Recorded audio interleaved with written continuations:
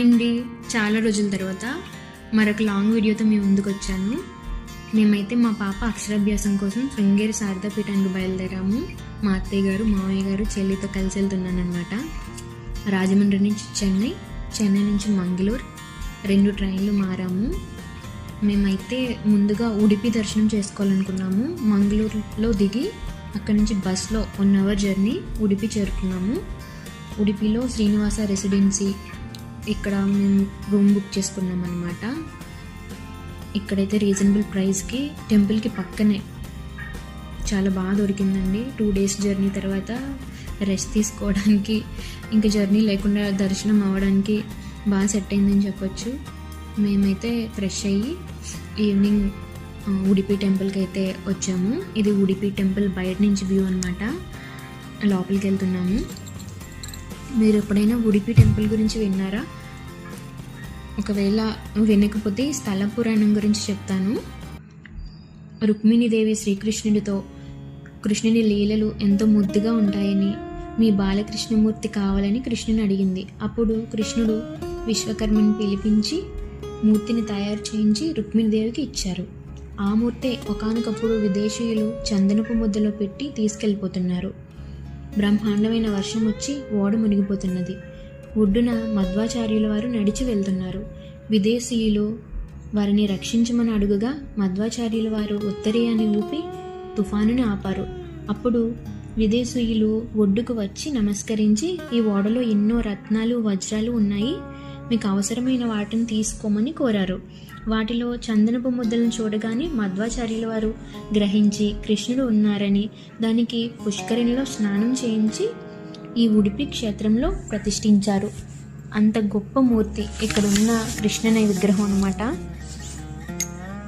మేమైతే టెంపుల్ లోపలికి వచ్చాము.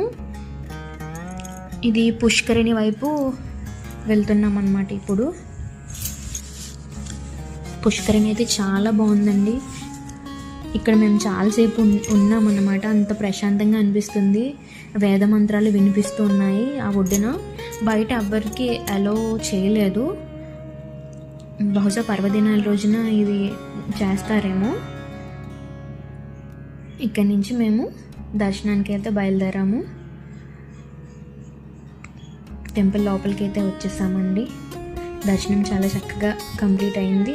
ఇక్కడ మగవాళ్ళు షర్ట్ లేకుండా దర్శనం చేసుకోవాలన్నమాట. దీపాలంకరణ సేవ కూడా అయ్యాక ఇక్కడే మేము అన్నప్రసాదం తీసుకున్నాము. నెక్స్ట్ డే మార్నింగ్ మేము మురుడేశ్వర్ బయలుదేరుతున్నాము. మురుడేశ్వర్ వెళ్ళడానికి మురుడేశ్వర్ నుంచి గోకర్ణ నుంచి మళ్ళీ శారదా పీఠం, ఇవన్నీ తిరగడానికి మేము ఒక ప్రైవేట్ ట్రావెల్స్ బుక్ చేసుకున్నాము. ఎందుకంటే నాకున్న 2 డేస్లో నేను మొత్తం కవర్ చేయాలి. బస్లో వెళ్ళొచ్చు, అయితే మనకి టైం సెట్ అవ్వదు అనమాట. మేమైతే మురుడేశ్వరం బయలుదేరాము.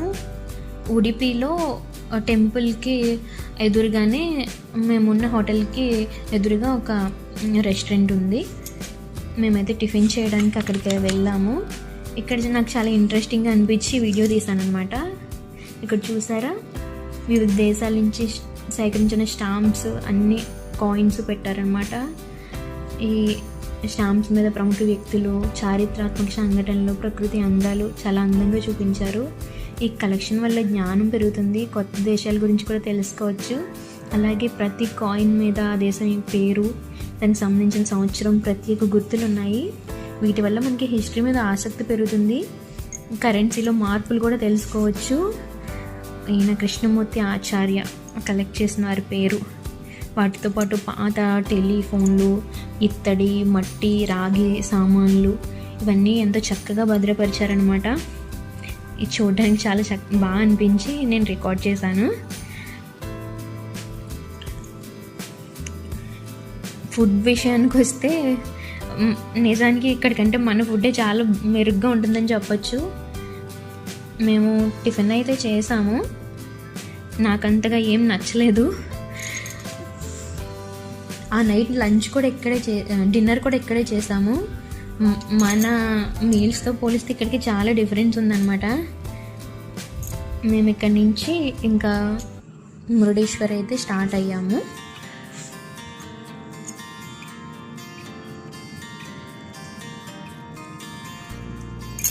మురుడేశ్వర్ వెళ్ళేటప్పుడు మధ్యలో ఒక వినాయక టెంపుల్ ఉంటుందని డ్రైవర్ చెప్పారనమాట.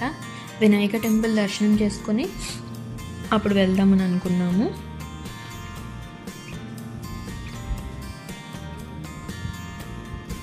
ఇది ఆ వినాయక టెంపుల్, ఆనగుడ్డి శ్రీ వినాయక టెంపుల్. ఇక్కడ స్వామివారు మధ్యాహ్నం వరకు నిలబడి మధ్యాహ్నం నుంచి కూర్చొని దర్శనమిస్తారట. ఇది ఉడిపి నుంచి 26 కిలోమీటర్ల దూరంలో ఉందండి. పాండవుల్లో భీముని చేత కూడా పూజించబడిందని ఇక్కడ స్థల పురాణం ప్రకారం చెప్పున్నారు. మేము ముందుగా ఈ వినాయక దర్శనం చేసుకున్నాము. ఇది టెంపుల్ బయట నుంచి, ఇక్కడ నుంచి ఫోన్ అలౌ చేయరండి, అందువల్ల ఇక్కడ వరకే నేను చూపించగలుగుతున్నాను. టెంపుల్ అయితే చాలా బాగుంది. మురుడేశ్వర్ వెళ్ళే దారిలో ఇది మరవంత బీచ్. ఈ బీచ్ పైనుంచి డ్రోన్ వ్యూలో అయితే చాలా బాగుంటుందండి.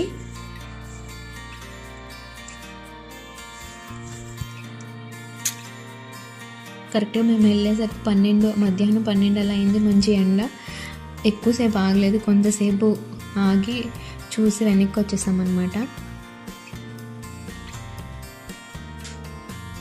బీచ్ లోపలికి స్టోన్స్ అయితే చాలా బాగా అరేంజ్ చేశారు ఇక్కడ. నిజానికి నాకు బీచ్ అంటే కొంచెం భయమే, కానీ ఇక్కడైతే చాలా కంఫర్ట్గా బాగుంది. కొంచెం లోపలికి వెళ్ళి కాస్త టైం స్పెండ్ చేసి అప్పుడు వెనక్కి వచ్చాము.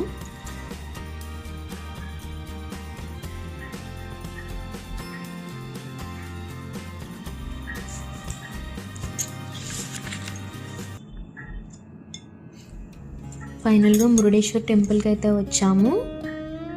ఉడిపి నుంచి మురుడేశ్వరం దగ్గర 100 కిలోమీటర్లు అనమాట. ఇక్కడ మొదట మేము ఒక గుహలో ఎగ్జిబిషన్లా పెట్టారు, దాన్ని దర్శించుకున్నాము. కైకసి మాత శివుని సైకతలింగాన్ని పూజించడం, అది అలల తాకిడికి పగిలిపోవడం, రావణాసురుడు శివుని ఆత్మలింగాన్ని తెస్తానని ప్రతిజ్ఞ చేయడం, పరమేశ్వరుని దాని గురించి అడగడము, చాలా చక్కగా చూపించారండి ఇవన్నీ.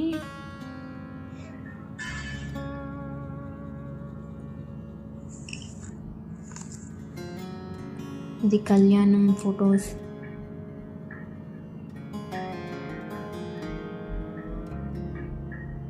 మండోదరిని కైకసి మాతకి పరిచయం చేయడం వివాహం తర్వాత. ఇది తపస్సు చేసే చిత్రం అన్నమాట. శివుడు ప్రత్యక్షమై ఆత్మలింగాన్ని ప్రసాదించింది.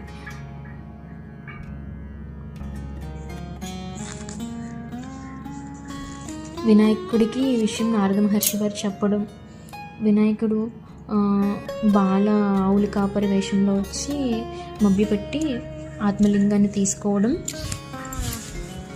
రావణాసురుడు సంధ్యావందనానికి వెళ్ళగానే ఆయన ఆత్మలింగాన్ని కిందకి పెట్టడం వల్ల ముందుగానే ఆత్మలింగం ఎక్కడ పెడితే అక్కడ ప్రతిష్ఠితం అవుతుందని శివుడు చెప్పుకుంటారు. దానివల్ల ఆత్మలింగం కదిలించడానికి వీలు అవ్వక ఆయన కోపంతో దాన్ని ధ్వంసం చేస్తే అది ఒక 5 చోట్ల పడిన ప్లేసెస్ కూడా క్షేత్రాలుగా మారాయండి. ఈ ప్రతిష్ఠించిన చోటే గోకర్ణ.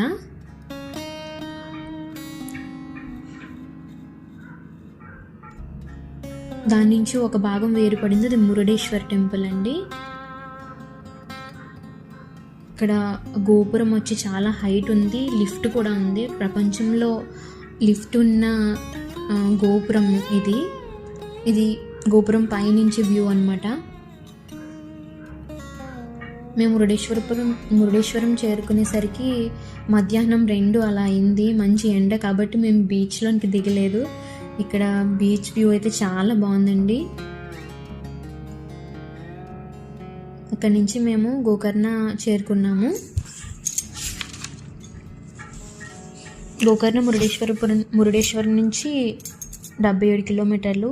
ముందుగా మేము ఇక్కడ వినాయక టెంపుల్ దర్శనం చేసుకొని ఆ తర్వాత ఆత్మలింగ దర్శనానికి వెళ్తున్నాము.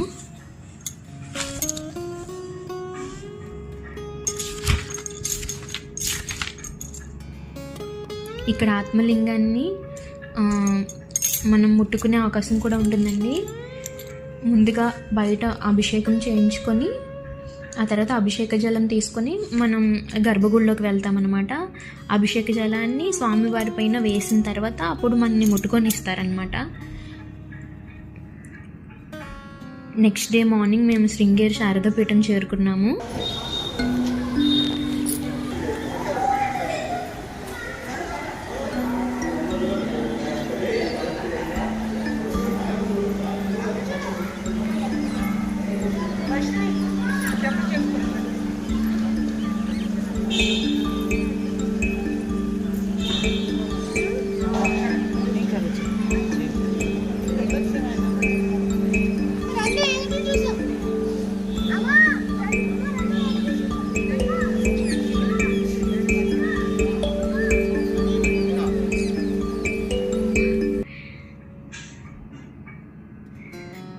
ఇక్కడ అక్షరాభ్యాసం కోసం రిజిస్టర్ చేసుకోవడానికి QR కోడ్స్ ఇచ్చారు. మనం దాన్ని స్కాన్ చేసి రిజిస్టర్ అవ్వచ్చు. 500 రూపీస్ పే చేస్తే అక్షరాభ్యాసం టికెట్ వస్తుందన్నమాట. ఆద్య కోసం మేము అక్షరాభ్యాసం టికెట్ అయితే తీసుకున్నాము. దాంతోపాటు సరస్వతి పూజ కోసం కూడా మేము బుక్ చేసుకున్నాము. సరస్వతి పూజ చేసుకోవడానికి మన 1000 రూపీస్ టికెట్ ఉంటుంది. అమ్మవారికి అర్చన చేసి మనకు ఒక ఫోటో, కుంకుమ, అక్షతలు ఇస్తారనమాట. ఇది బయట నుంచి టెంపుల్ వ్యూ అండి. నేను ఇక్కడికి రావాలని ఎంతో కోరుకున్నాను. దేవి అనుగ్రహంతో చేరుకున్నందుకు నాకైతే చాలా ఆనందంగా అనిపించింది. ఎన్నో అడ్డంకులు వచ్చాయి, అయినా సరే ఖచ్చితంగా వెళ్ళాలనుకున్నాను, వచ్చేసాను. జీవితంలో ప్రతి తల్లిదండ్రికి ఎంతో ఆనందాన్ని, గర్వాన్ని ఇచ్చే ప్రత్యేకమైన క్షణం ఉందంటే అది అక్షరాభ్యాసం అని చెప్పొచ్చు. ఈ ప్రకృతి సౌందర్యంతో నిండి తుంగనది ఒడ్డున శృంగేరి జగద్గురు ఆది శంకరాచార్యుల ఆధ్యాత్మిక కాంతితో వెలుగొందుతున్న పవిత్ర క్షేత్రం ఇది. ఇక్కడ ఆద్యకి అక్షరాభ్యాసం చేయించడం అన్నది నేను ఎప్పుడో అనుకున్నాను, చాలా గట్టిగా. అందువల్ల నాకు చాలా ఆనందంగా అనిపిస్తుంది. అందరూ చిన్న చిన్న పిల్లలు, 3 సంవత్సరాల పిల్లలు ఆద్యలానే ఉన్నారు. ఫైనల్గా అనుకున్న టైంకి అక్షరాభ్యాసం అయితే స్టార్ట్ అయ్యింది. ఆ చిన్ని చేతులు పట్టుకొని అమ్మవారి సన్నిధిలో వేద మంత్రాల నడుమ ఆద్య చేత ఓం అని రాయించి నేను ఎంతో సంతోషంగా ఫీల్ అయ్యానమాట. అది ఓం కాదు, ఆద్య భవిష్యత్తు, ఆద్య కళలు అవన్నీ ఇక్కడి నుంచి మొదలవుతాయి. బియ్యంలో రాసే ప్రతి అక్షరం ఒక పదం కాదు, అది జ్ఞానానికి ఆరంభం, తన జీవితానికి తొలి అడుగు. మీరందరూ కూడా మా ఆద్యాన్ని బ్లెస్ చేయాలని నేను కోరుకుంటున్నాను.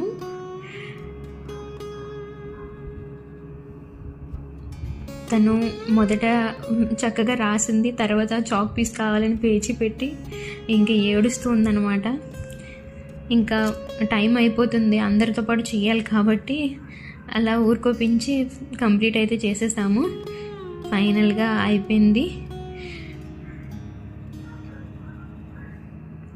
అక్షరాభ్యాసం అయితే కంప్లీట్ అయిపోయింది.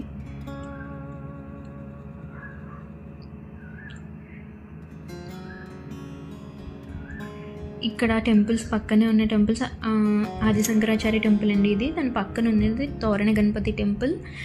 తర్వాత వెనుక అన్నప్రసాద కేంద్రం ఉంది. మేమైతే భోజనం చేసి మేమైతే విద్యాశంకర ఆలయం దర్శించుకున్నాము. ఇంకా ఆలయం దర్శించుకొని రిటర్న్ అయితే అయిపోయాము, ఎందుకంటే మాకు చాలా తక్కువ టైం ఉంది. మేము ఇక్కడి నుంచి మంగళూరు స్టేషన్కి వెళ్ళాలన్నమాట. ఇంకా మేము బయలుదేరిపోయామన్నమాట. ఈ వీడియో మీకు నచ్చితే లైక్ చేయండి, షేర్ చేయండి, సబ్స్క్రైబ్ చేయండి. Thank you, bye.